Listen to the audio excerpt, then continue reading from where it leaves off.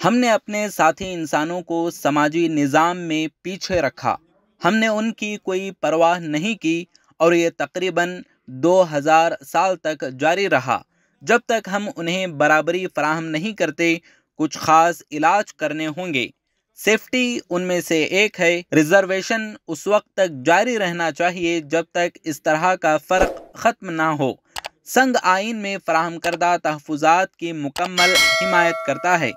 यह कहना है आरएसएस चीफ मोहन भागवत का, जबकि उन्हें ये पता है कि पैदाइश की बुनियाद पर इम्तियाजी सुलूक हिंदू ज़ात के निज़ाम से जुड़ा हुआ है।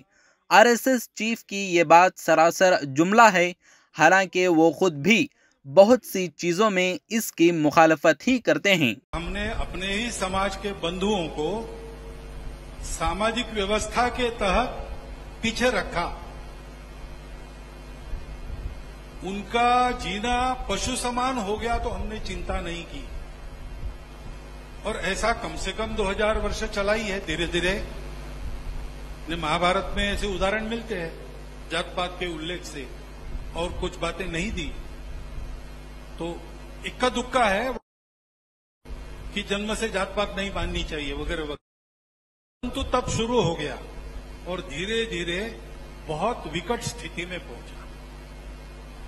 उनको अपने बराबरी में लाने तक उनको कुछ विशेष उपाय करने पड़ेंगे।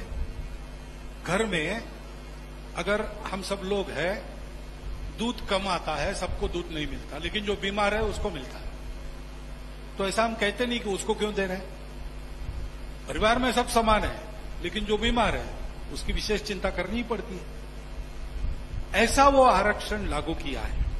इसलिए जब तक वो भेदभाव है तब तक उसको चालू रहना चाहिए।